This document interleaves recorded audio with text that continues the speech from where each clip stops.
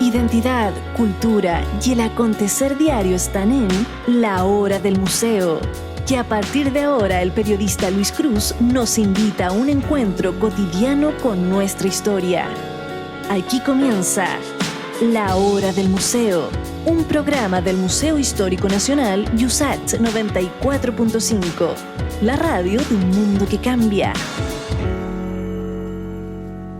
Hola, ¿cómo están? Sean muy bienvenidos y bienvenidas a un nuevo capítulo de La Hora del Museo, el programa del Museo Histórico Nacional que cada día nos sorprende en la señal de Radio USACH 94.5 FM, también a través de diariousach.cl y además en la señal de Santiago TV. No me canso de recordarles que La Hora del Museo se transmite por la señal de Santiago TV los días sábados y también los lunes en la señal digital, en el canal 50.1. Y les cuento que el día de hoy vamos a conversar con el historiador y profesor de la Universidad Adolfo Ibáñez, Gonzalo Serrano, acerca de este libro que tengo acá en mis manos. Lo voy a mostrar. Se llama ¿Quién mató a Diego Portales? Y es un libro que repasa los hechos, analiza las circunstancias, el contexto y los documentos referidos a la muerte de Diego Portales. ¿Cómo estás, Gonzalo? Un gusto tenerte acá en La Hora del Museo. ¿Cómo estás, Luis? Muchas gracias por la invitación. Sin duda vamos a conversar sobre uno de los personajes centrales de la historia de Chile, así que estoy lleno de preguntas.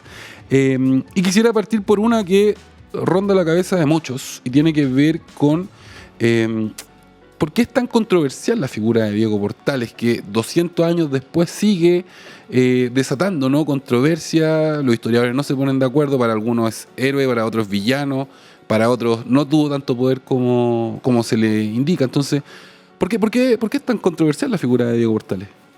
Sí, Diego Portales es un personaje transversal en la historia de Chile durante el siglo XIX y siglo XX. Yo creo que tiene que ver mucho con lo que los historiadores escribieron sobre Diego Portales, porque en realidad, si uno va a las fuentes, el material que existe de Diego Portales son únicamente sus cartas. Un porcentaje debe ser un 25% de sus cartas, son cerca de 600. Por lo tanto, no hay un manual o no hay un ensayo, no hay un libro escrito por Diego Portales, entonces hacen muchas interpretaciones a través de sus cartas. Pero ¿qué es lo que lo hace tan especial? Es que, en cierta forma, a través de Diego Portales se define la visión que tiene cada uno en la vida respecto al orden, respecto a la libertad, a si es conservador o si es liberal. Entonces, un personaje que permite tratar de conocer cuál es la posición que tiene cada uno respecto al mundo, respecto de la vida. Hoy día, en la discusión, en el debate constitucional, seguramente podríamos dividir perfectamente los apruebos y los rechazos entre los portalianos y los no, sí, y los no portalianos. ¿El rechazo sería portaliano? Sí, yo creo que el rechazo sería absolutamente portaliano. Eso es lo interesante de la discusión. ¿Cómo vemos nosotros, cómo nos enfrentamos, por ejemplo, respecto al orden y la libertad? En la medida que estemos más a favor del orden, en contra de el orden a costa de la libertad, seríamos más bien portalianos. Si por el contrario preferimos la libertad a costa del orden, seríamos antiportalianos. Y los historiadores desde su muerte en adelante se van dividiendo respecto a eso. Además que hay un momento clave en la historia, en los inicios de la historia de Chile, que es justamente el triunfo de los conservadores versus los liberales, y un poco se logra asentar la Constitución de 1833 con Portales y también con la muerte de Portales. Seguramente si Portales hubiese muerto de viejo, habríamos tenido otra mirada respecto de él. Eso es lo que lo transforma en un personaje tan interesante, tan polémico, más por lo que se ha escrito sobre él que lo que en realidad hizo en su momento. Y en este sentido me gustaría que nos expliques por qué dices que a Portales se le ha atribuido un protagonismo exacerbado. Me parece que es una frase provocativa, porque Portales, como ya estamos conversando, siempre ha estado en el centro de la polémica y es la vara con la que se mide, ¿no? Sí. Muchas cosas.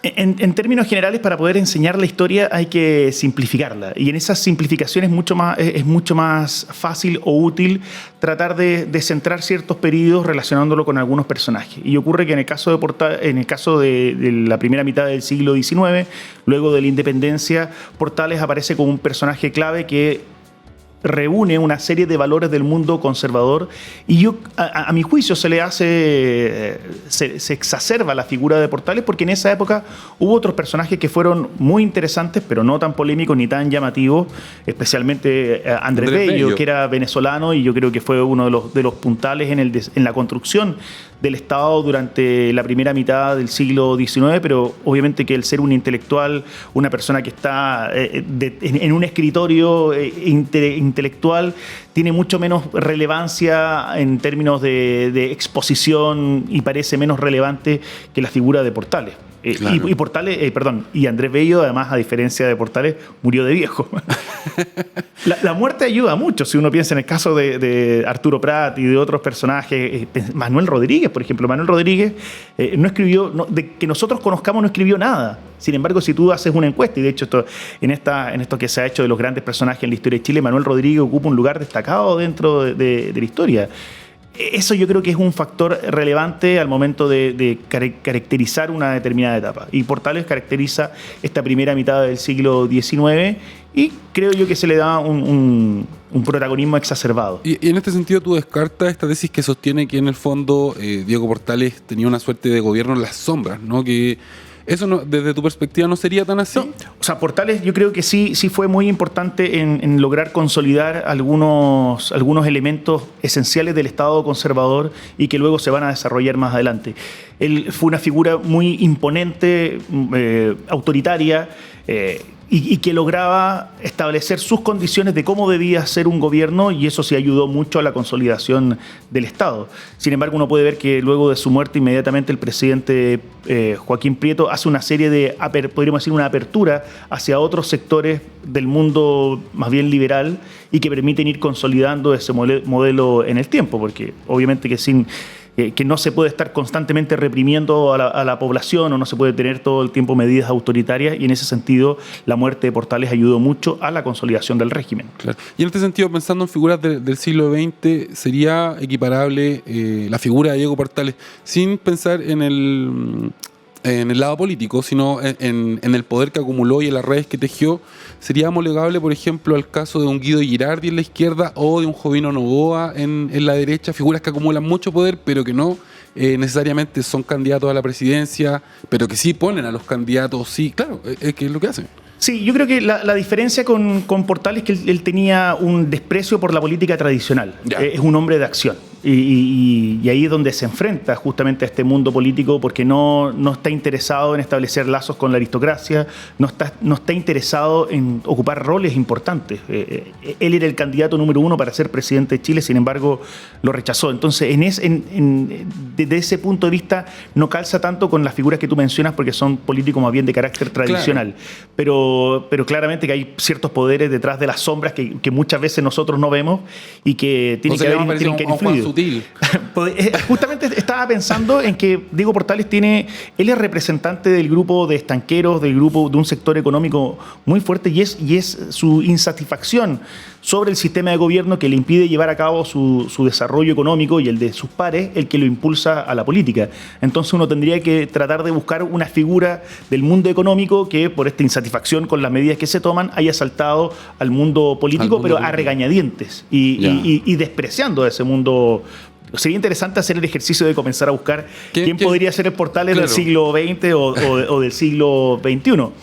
Porque todavía yo creo que se hace todavía lo vemos muy caracterizado al empresario, distinto al político. Pero muchas veces hay poderes en las sombras que nosotros no vemos y no alcanzamos a percibir. Claro. Y seguramente si Portales no hubiese muerto o hubiese tenido otro perfil, habría sido tan importante como ellos. Claro, es bien interesante pensando en lo que ocurre en nuestro país al día de ahora. A mí me surgen muchos nombres, ¿no? Ya sonó Sutil, también Novoa, Girardi, tú no me explicaste que no, porque él no trabajaba con los políticos, sino que estaba en contra, pero no sé, Julio Ponce Leró también podría ser que le ponía plata a todo el arco de... Claro, ahí tú tienes... Es muy difícil establecer esa separación entre la política y los negocios. Siempre se nos dice que hay que establecer la separación. Claro. Pero en el caso de Portales uno ve que participa activamente con sus negocios y en la política. Bueno, expresidente Piñera, digamos, también ahí tenemos otro perfil que calza con una característica portaliana, ¿no? Ahí se podría parecer, pero yo creo que en el caso de Piñera, y hablando un poco más de la contingencia, yo creo que él tiene una mirada sobre sí mismo que no tenía Portales.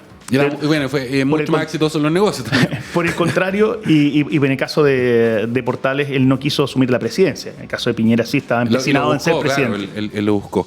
Nos tenemos que ir a nuestra primera pausa, sin embargo está muy interesante el tema del día de hoy. El libro que nos convoca, lo voy a mostrar a cámara nuevamente, se llama ¿Quién mató a Diego Portales? Y lo firma mi invitado del día de hoy, el historiador Gonzalo Serrano del Pozo.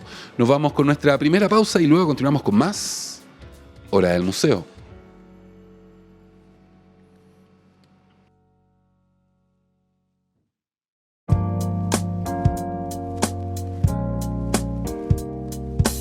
Ya estamos de regreso en tu programa de entrevistas favorito, La Hora del Museo, el programa del Museo Histórico Nacional que cada día nos sorprende en la señal de Radio USACH 94.5 FM, también a través de www.diariousach.cl y además a través de la señal de Santiago TV, la 50.1, los días sábados a las 13 horas y los días lunes a las 22 horas. Les recuerdo que hay 2 programas de la semana que son transmitidos en formato híbrido, tanto para televisión como para radio, y esos se transmiten a través de la señal de Santiago TV y luego quedan archivados en nuestro canal de YouTube. Hecha estas menciones, les cuento que hoy estoy conversando acerca de un libro que les voy a recomendar porque trata de un tema que a todos los que nos gusta la historia de Chile, nos resulta apasionante y tiene que ver con la figura de Diego Portales, en específico con la muerte de Diego Portales. El libro se llama ¿Quién mató a Diego Portales? Y lo firma mi invitado del día de hoy, el historiador y profesor de la Universidad Adolfo Ibáñez, Gonzalo Serrano del Pozo. Gonzalo, quisiera ahora que nos cuentes una duda que me parece que muchos deben tener, ¿no? Y guarda relación con la cantidad de poder que Diego Portales llegó a acumular en vida, pero relacionándolo con sus orígenes, porque entiendo que él no fue un prócer de la independencia. Entonces cuéntanos un poco si tuvo algún rol en nuestras guerras de independencia o estaba muy chico. ¿Qué pasó ahí con Diego Portales? Porque estamos en una época donde todos los generales, digamos, victoriosos, comienzan a ocupar cargos políticos en el Estado. Entonces, ¿cómo aparece la figura de Diego Portales? Sí, ese es un tema que abordo en la primera parte del libro porque hay una diferencia con los otros personajes que participaron de la construcción del Estado, que participaron de la independencia y que la mayoría nació en la última década del siglo XVIII, estamos hablando de 1790 aproximadamente. Y todos ellos, en general, si uno hace un perfil de los personajes que participan del Estado, la mayoría de ellos eran hijos de funcionarios reales, se incorporaron rápidamente al ejército. Hay que recordar que en una época donde a los 10 años ya tú estabas participando. Sí, es un detalle no menor. Es como Arturo Prat, que a los 9 años ingresó a la escuela naval. Esa era la normalidad en la época. O sea, uno tenía que tomar distintas opciones y un camino era acercarse al mundo militar. Y a esta generación le tocó enfrentar la independencia como un hecho muy novedoso, muy atractivo. Pensemos en gente de 15 años, 18 años, que escuchaba las historias de Napoleón, que escuchaba las historias de Europa, de grandes batallas, la posibilidad de vestir un uniforme, de tener un arma, no era algo fácil de acceder en esa época.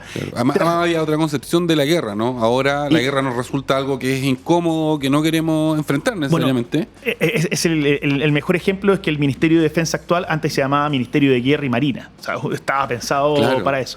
Y también aquí ya un poco una reflexión un poco más profunda. También hay otra concepción de la muerte. Es un mundo principalmente cristiano, un mundo católico que cree en una vida eterna, de la muerte, claro. y además que donde tú tienes que hacer méritos para alcanzar esa vida eterna. Y dentro de esas posibilidades, participar de una guerra por algo que tú creías que era importante, que era un valor fundamental, como podía ser la libertad, era un medio de acceder a eso.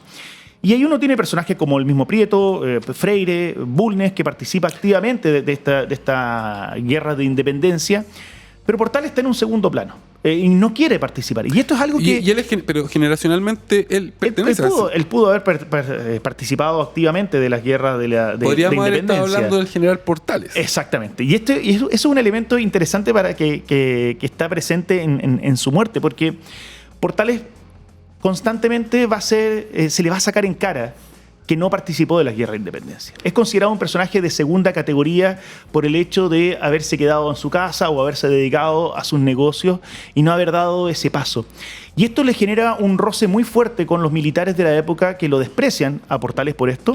Por ser un civil. Por ser un civil y porque además él asume el Ministerio de Guerra y le dan el grado militar, siendo que no había hecho nada para participar de eso. Entonces hay una desconfianza muy fuerte de los militares hacia Portales, pero también hay una desconfianza muy grande de Portales hacia los militares, y por eso es que él crea la Guardia Cívica, que son personas comunes y corrientes como nosotros, que los fines de semana tenían que entrenarse para hacer un ejército que le permitía equiparar el poder a la fuerza tradicional, y que van a jugar un rol muy importante en el motín de Quillota para defender a Valparaíso. Y esos roces constantes son los que un poco se abordan en el libro y que permiten explicar esta otra mirada sobre su asesinato, y que tiene que ver con esa distancia muy grande que existía entre el mundo militar y Portales, más aún cuando Portales era el principal incentivador de que Chile fuese a una guerra contra la Confederación Perú-Boliviana. Claro. Entonces, alguien que no había participado de las guerras de la independencia, que no era militar, de un día para otro, que estuviese instigando, que estuviese fomentando un combate. De un día para otro aparece como ministro de Guerra, como el principal incitador de esta actividad. Y porque además él no va a participar, sino que manda a los oficiales, y muchos sienten que eso es una irresponsabilidad, que no está dimensionando lo que significa ir a una guerra. Y porque además hay otra dimensión que muchas veces cuando se ve la historia del siglo XIX no se logra considerar, y que tiene que ver con que estamos en un proceso de construcción del Estado Nacional, y donde, aunque hay un sentimiento de patria, un sentimiento de nacionalidad, también hay un sentimiento americano muy fuerte, porque son los mismos protagonistas de la guerra contra la Confederación, muchos de ellos los que participaron juntos de la guerra de independencia. Entonces, de un momento a otro, yo me voy a tener que ver enfrentado a la persona con que yo luché para alcanzar esta independencia, y voy a terminar quizás matándolo. Y eso es algo que genera mucho ruido, y por eso es que Andrés Santa Cruz, que es el líder de la Confederación Perú-Boliviana, constantemente está tratando de evitar llevar a cabo una guerra, y algunos, como Manuel Blanco Encalada, que también participó de las guerras de la independencia, está de acuerdo con tratar de alcanzar un acuerdo pacífico antes de llevar a cabo una vía diplomática, antes de tener que verse enfrentados en una guerra. Claro. Oye, ¿y cómo Portales llega a ese puesto, siendo que era civil? ¿Qué vieron en él, digamos, para darle el Ministerio de Guerra, de Defensa? A medida que, especialmente recordemos que son decenios, pero es una reelección cada 5 años en esta primera parte, de acuerdo a la Constitución de 1833. En el segundo periodo del presidente Joaquín Prieto, Portales va absorbiendo cada vez más poder, y eso le permite hacerse cargo de distintos ministerios, no tanto porque él lo quisiera, sino porque ya nadie se atreve a enfrentarse a Diego Portales. Y eso hace que finalmente termine con el Ministerio del Interior, Ministerio de Relaciones Exteriores y Ministerio de Guerra y Marina. Un triministro, que en realidad tenía prácticamente más poder que el presidente. Oye, ahora abordemos la faceta de los negocios. ¿Él fue un mal empresario o antepuso, esto lo estoy sacando literal del libro, o antepuso el bien del país a sus intereses como comerciante? Yo he leído las dos tesis. Ni lo uno ni lo otro. ¿En qué sentido? Y aquí hay que hacer la distinción desde el punto de vista historiográfico. Los detractores de Portales, pensemos nosotros en los más actuales, Sergio Villalobos o Gabriel Salazar, critican mucho la faceta de empresario de Diego Portales y lo califican como un muy mal negociante. Por otro lado, la historiografía conservadora intenta generar la mirada de que Portales sacrificó sus negocios por el Estado y prácticamente vivió en la miseria por Chile, como un mártir en vez de estar dedicado. Y como suele ocurrir en la vida, hay que buscar un punto intermedio. Y ese punto intermedio, la primera consideración que uno tiene que hacer sobre este punto es decir, bueno, ¿qué dicen las fuentes? Y las fuentes que nosotros tenemos para acercarnos a Diego Portales son principalmente sus cartas. Y en sus cartas constantemente Portales se queja de sus malos negocios, que le va mal, que tiene poca plata, claro, que no tiene. Pero te hago la pregunta si tú has escuchado a un empresario que le diga que le va excelente y que está en el mejor momento de su época. Yo cuando estaba leyendo esa parte del libro inmediatamente pensé en los fonderos, ¿no? que siempre les va mal, digamos. Siempre es el peor año de la historia. Bueno, pensemos que venimos saliendo de una pandemia donde sí, efectivamente, pero antes de la pandemia... Pero uno va a la feria, al carnicero, le pregunta al mismo Juan Sutil y seguramente te va a dar una mirada negativa respecto al momento que está viviendo. Porque si tú dices que te va bien, eso significa que te van a aumentar los costos, que te van a pedir que bajes el precio. Entonces, uno no puede confiar, no puede asumir el sentido literal de lo que dice Portales en una carta y lo tiene que ver a través de otras cosas. Y aquí aparece en una de las páginas cuáles eran las propiedades de Diego Portales. Eso te quería preguntar, ¿qué tan rico era Diego Portales? Tenía muchos recursos. De hecho, tenía una barcaza. Eso yo no lo sabía, lo descubrí leyendo tu libro. Muchas gracias, me alegro.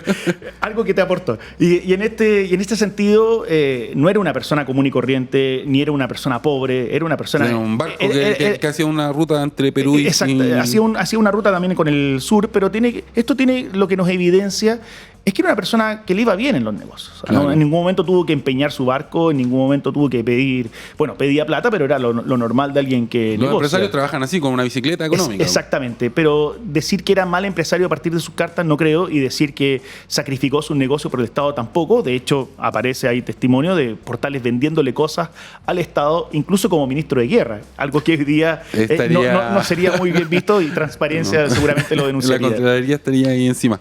Tenemos que hacer nuestra segunda pausa, Gonzalo. Sin embargo, todavía nos quedan 2 bloques para seguir conversando acerca de este libro que tengo acá en mis manos. Se llama ¿Quién mató a Diego Portales? Búsquenlo en librerías, lo edita el sello RIL junto a Universidad Adolfo Ibáñez. Nos vamos con una segunda pausa y luego continuamos con más Hora del Museo.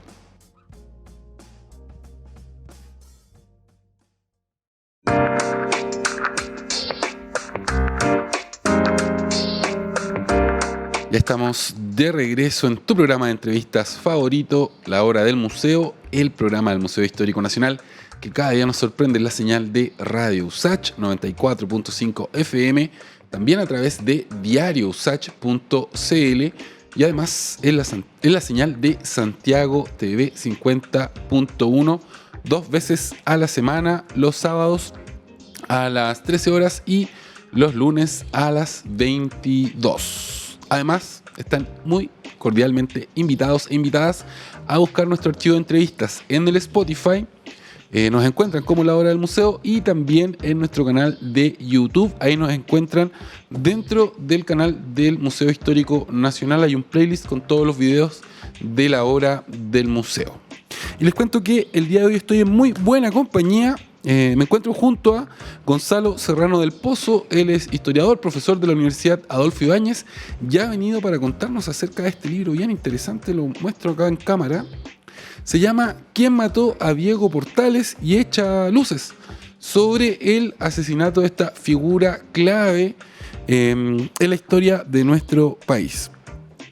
En el bloque anterior nos contaba acerca de que, bueno, Diego Portales era un hombre rico, ¿no? Tenía su fortuna, no le había ido tan bien en los negocios, llegó a acumular mucho poder, y ya teniendo claro el contexto, creo que falta algo muy importante.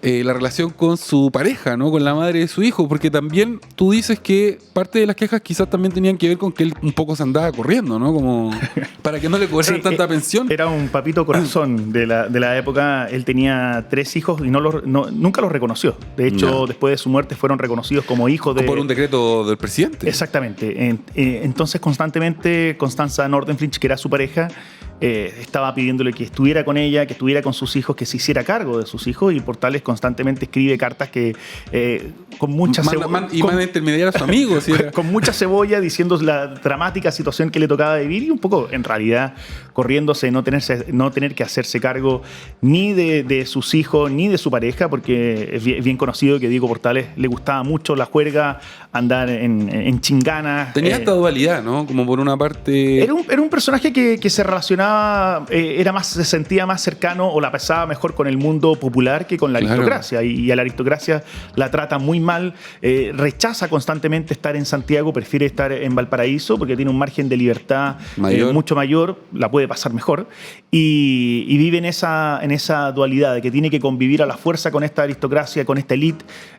Pero también enarbola el discurso del orden, ¿no? Del orden de... Sí, quiere que el Estado se haga cargo de muchas cosas y establecer medidas muy estrictas respecto a la vida de los ciudadanos, especialmente en el ámbito político, donde no da margen para la libertad y le molestan mucho algunas medidas que él considera liberales por parte del gobierno, como por ejemplo en algún momento haberle perdonado la vida a Freire luego de que trató de hacer un motín contra el gobierno. Claro. Ya, ahora vayamos a el otro quid de esta entrevista, que es la guerra contra la Confederación Perú-Boliviana. Primero quisiera que nos expliques las razones geopolíticas detrás de este conflicto, porque las hay, ¿no? No es solo que... ¿Se descarta desde ya que haya sido solo interés personal de Diego Portales? Sí, por supuesto, ¿no? Yo creo que eso sería una simplificación de la historia, pero sí la primera advertencia que hay que hacer hoy día es que es distinta a la guerra del Pacífico, porque se confunde. Hoy día nadie conoce, salvo bueno, la gente que sigue la historia de Portales y... Claro, sí. ellos hacen la distinción, pero para poder tener como un marco general está la guerra del Pacífico del año 1879 y está la guerra contra la Confederación del año 1839. Una diferencia fundamental, por ejemplo, entre una y otra es que la guerra de 1879, la guerra del Pacífico, es una guerra por territorio, se está buscando quedarse con una parte que estaba habitada principalmente por chilenos, que era Antofagasta, y en el caso de la guerra de Chile... Pero que era de Bolivia, digamos. Sí, por supuesto, las autoridades, hay que... Era territorio boliviano utilizado por chilenos. Y reconocido por Chile, o sea, se reconocían las autoridades bolivianas y se tomaban a cargo las leyes de ese país. En el año 1836, la guerra contra la Confederación, en cambio, es una guerra más bien de carácter geopolítico, económico, y tenía que ver principalmente con la relación que existía en ese momento con Perú y con Bolivia. El puerto principal del Pacífico durante gran parte de la colonia fue Callao. Pero sin embargo, el proceso de independencia de Perú fue muy lento y eso permitió que Valparaíso, a través de una serie de medidas, se fuera convirtiendo en la joya, ¿no? En la joya del Pacífico, en el puerto más importante. Y cuando llegó Andrés de Santa Cruz, boliviano, al poder en Bolivia, consideró que una forma de poder impulsar el Estado boliviano era retomando la unión tradicional que había tenido con Perú. Hay que recordar que en 1825 el Alto Perú se independizó y se transformó en Bolivia. Sin embargo, tenía una serie de dificultades, como por ejemplo no tener acceso a un puerto que fuese como Arica, era el puerto natural de Bolivia. Sin embargo, con esta separación perdió el acceso a Arica. Entonces Andrés Santa Cruz lo que hace, que no tiene no es nada muy arriesgado o no es nada muy revolucionario, es retomar la unión tradicional de Bolivia con Perú. Y eso es algo que es visto como una amenaza por Diego Portales y en realidad, claro, uno lo puede simplificar y decir que fue Diego Portales, pero es la élite económica que se da cuenta, que hace esa lectura y que entiende que Callao puede comenzar a ser nuevamente competitivo y, como lo dice Portales en una carta, quitarle o arrebatarle la hegemonía que tiene Valparaíso en el Pacífico. Entonces la guerra principalmente es una guerra de carácter económico que busca restaurar el poder, restaurar el equilibrio, un equilibrio que favorecía a Chile, obviamente, con la separación de Perú y Bolivia. Ese es un factor y además hay que tener en consideración... ¿Podría caer en esta categoría como de suerte de guerra preventiva? Como por ejemplo ahora vemos en Rusia-Ucrania, donde los rusos dicen, oye, si se ponen en la OTAN nos van a meter los misiles acá al lado y no queremos eso.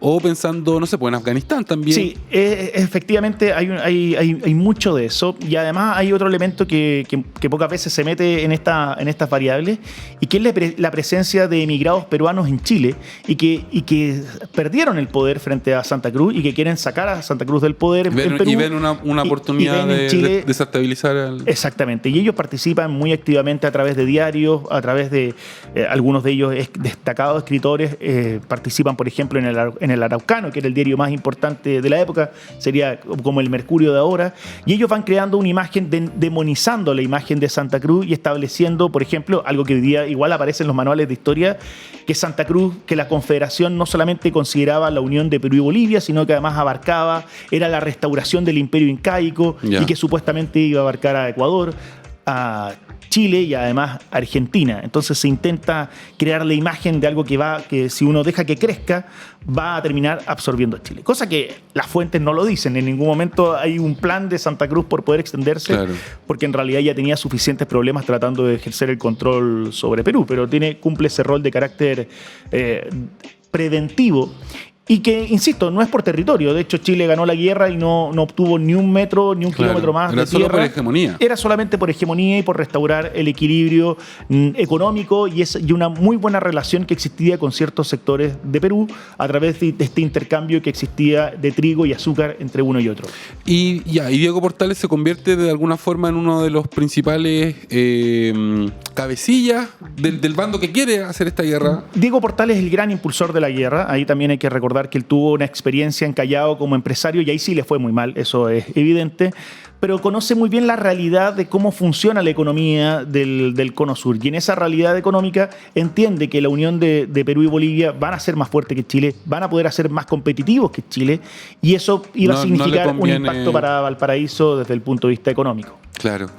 Y en Chile, ¿qué está pasando? Por otra parte, se arma otro bando, el bando que no quiere ir a la guerra. En Chile hay que también, la historiografía conservadora ha tratado de presentar una realidad bastante más pacífica de lo que era, siendo que existían constantemente intentos de motines de parte de los liberales que habían perdido en Lircay y que querían sacar a los conservadores del poder. Entonces hay un ruido interno y siempre, y esto también ocurre en el caso de Rusia y Ucrania, siempre una guerra internacional exterior te va a permitir establecer medios internos para unir a la población. Claro. Oye, tenemos que irnos a la última pausa, sin embargo nos quedan 10 minutitos para seguir conversando acerca de este libro que tengo acá en mis manos. ¿Quién mató a Diego Portales? Es del título y es la pregunta que trata de responder esta publicación de mi invitado del día de hoy, el historiador Gonzalo Serrano del Pozo. Nos vamos a la última pausa y luego continuamos con más entrevista.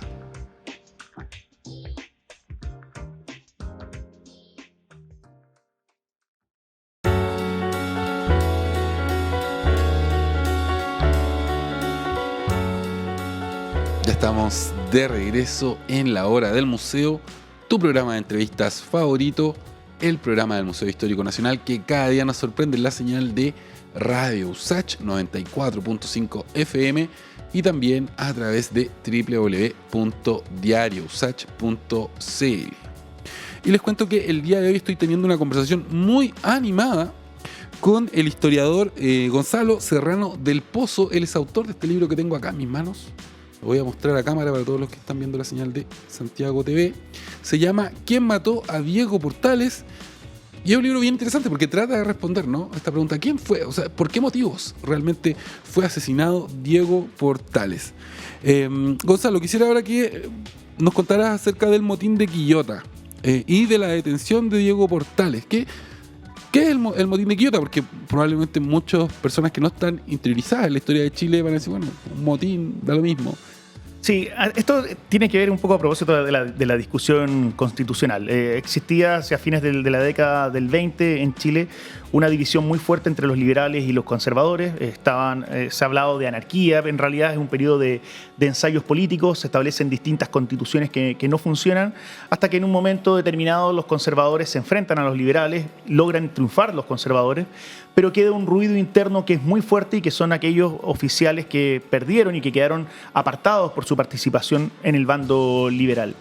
Y ahí también comienza a jugar un rol importante Diego Portales, porque él fue uno de los impulsores en establecer un verdadero ostracismo respecto a todos los generales que habían participado en el bando opositor, siendo que en el mundo militar de la época, pensemos nosotros en la América Latina del siglo XIX, esto era constante, la participación en un otro bando, y por lo tanto el que ganaba entendía que no podía ser muy castigador con el perdedor. No podía arrasar con el bando derrotado. Porque en algún momento te podía tocar lo Claro. contrario. Era un juego que se iba dando. No se podía ser un mal ganador, podríamos decir. Exactamente. Y en eso, ahí Portales sí es un muy mal ganador e intenta establecer una serie de condiciones que son muy exigentes o muy duras contra aquellos que habían participado por el bando liberal. Pero hay un ruido interno que está constantemente presente, una molestia hacia la forma como se conduce el gobierno conservador, un disgusto permanente respecto a la figura de Portales, que como te había mencionado en la primera parte, no pertenecía al mundo militar y de repente aparece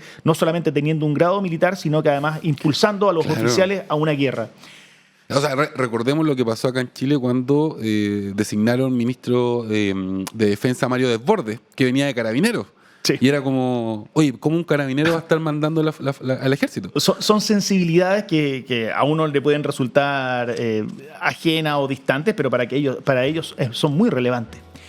Y dentro de esto aparece la figura del general Freire, que también había participado activamente de la independencia, que está expulsado, está en Perú, y él intentó llevar a cabo un levantamiento. En esa época Juan Fernández era un lugar de reclusión donde habían muchos presos políticos, y su plan de motín era llegar a Juan Fernández, levantar a la población, llegar hacia el sur y comenzar a levantarse contra el gobierno y hacer un golpe de Estado contra los conservadores.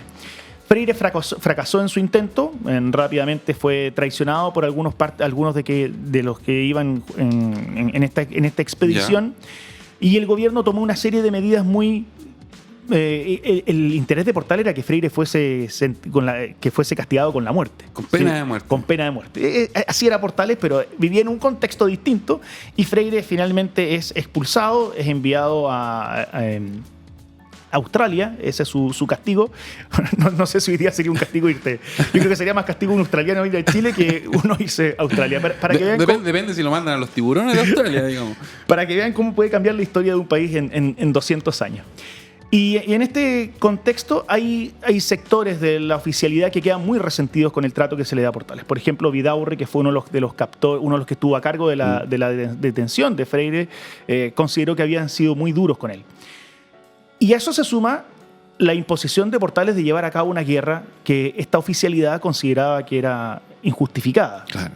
Y en ese contexto, ellos decidieron llevar a cabo un motín. Y si uno revisa, en el libro está el Acta de los Revolucionarios, una de las cosas que acusan a Portales es llevar a cabo una guerra que lo favorecía económicamente. Es decir, nosotros somos títeres, por decirlo de manera coloquial, de alguien que quiere verse favorecido con estos negocios y que no considera, estos oficiales, que la Confederación sea un motivo suficiente como para arriesgar su vida yendo al norte.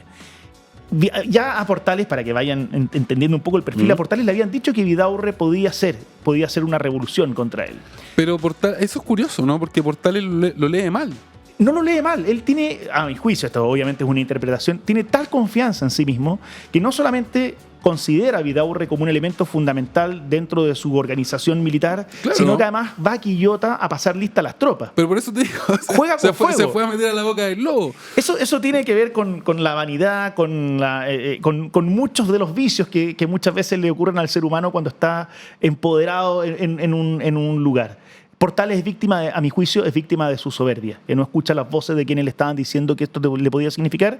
Y principalmente el motín de Quillota el objetivo del motín de Quillota es utilizar a Portales como un rehén y llevar a cabo una acción, es hacer un golpe de Estado blanco, porque ellos esperaban que las tropas se alzaran rápidamente a favor de esta revolución. Sin embargo, nada de eso resulta, y finalmente terminan viéndose enfrentados con las fuerzas oficialistas que estaban en Valparaíso, lideradas por Manuel Blanco Encalada, y en ese contexto se produce la muerte de Diego Portales. ¿Y por qué lo mataron? Ahí es donde uno tiene que explorar cuáles son los móviles que puede tener cada uno, porque la lectura tradicional que se ha hecho de la muerte de Diego Portales, si uno revisa cualquier manual de historia, es que lo mataron los revolucionarios. O sea, como que queda restringido a ese momento específico, ¿no? Como... Claro, entonces uno dice, bueno, la pregunta que uno tiene que hacerse es, ¿por qué los revolucionarios matan a su rehén? Y hay una frase que yo destaco en la primera parte del libro, que es de Vidaurre, dice, nadie arroja al agua la única tabla que te puede ofrecer salud. Portales era la moneda de cambio de los revolucionarios. Entonces ahí surge la pregunta, bueno, ¿qué interés tienen estos amotinados en matar a su rehén? Claro, porque ahí se acaba toda la negociación. Ahí se acaba la negociación. Entonces ahí surge la pregunta fundamental que guía el desarrollo de este libro, tratando de analizar cuáles podrían ser las motivaciones de cada uno. Claro. Otro de los principales culpables es Santa Cruz y la Confederación. Inmediatamente los emigrados peruanos apuntan a Santa Cruz y por eso dicen tenemos que seguir llevando a cabo la guerra porque ya Santa Cruz no solamente es una amenaza exterior, sino que está operando en Chile. Está operando en nuestros asuntos. Si uno revisa, y aquí el historiador o el que quiere involucrarse con la historia tiene que ir a las fuentes, hay que revisar las fuentes. Y uno puede, así como uno puede revisar las cartas de Portales, puede revisar la correspondencia de Santa Cruz, que es una correspondencia pensada no en que fuese pública, sino entre amigos. Y en las cartas de Santa Cruz, él no está de acuerdo con la muerte de Portales, porque él está claro, por lo menos lo que uno puede interpretar a partir de esas cartas, él sabe que con la muerte de Portales no se acaba la guerra. No, de hecho, la guerra... Que por el contrario, la guerra se va a ver incentivada Exacto. por la muerte de este ministro, pese a que tiene un desprecio absoluto por Portales. Entonces, uno tiene que ir analizando, bueno, cuáles son las causas, los móviles de los amotinados de Quillota, cuáles podrían ser los móviles de Santa Cruz, y ahí uno tiene que pensar además en cuáles podrían ser los móviles del gobierno. Que es algo que... Oye, ¿y la verdad jurídica? ¿Qué pasó con la sentencia de las personas que asesinaron a Diego Portales?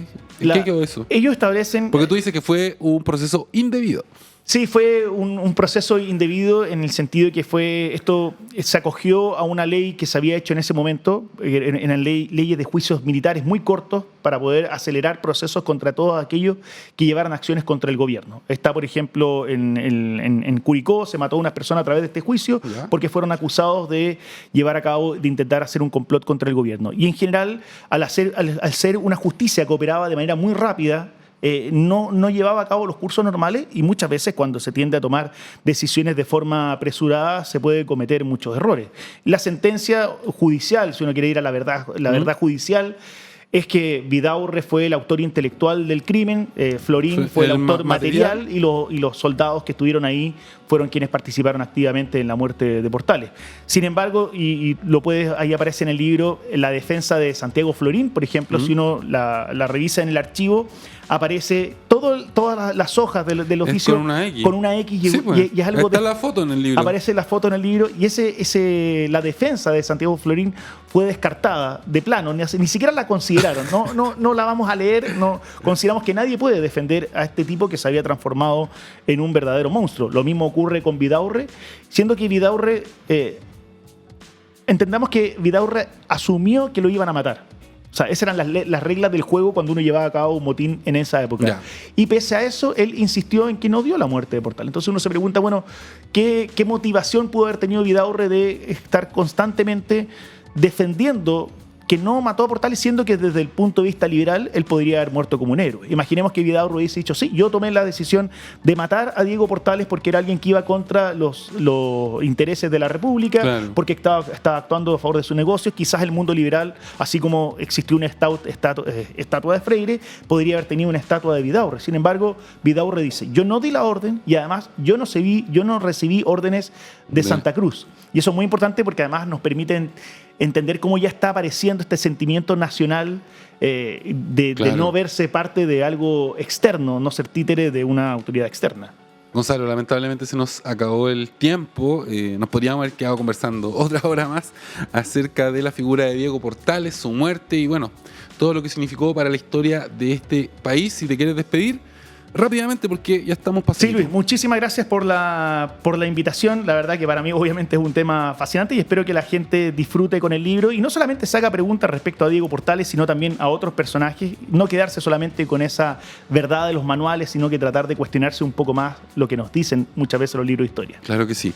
Voy a leer por última vez el título del libro. Se llama ¿Quién mató a Diego Portales? Es de mi invitado del día de hoy, el historiador Gonzalo Serrano del Pozo. Lo encuentran bajo el sello RIL Ediciones. Yo soy Luis Cruz, el conductor de La Hora del Museo y les mando un gran abrazo y chao.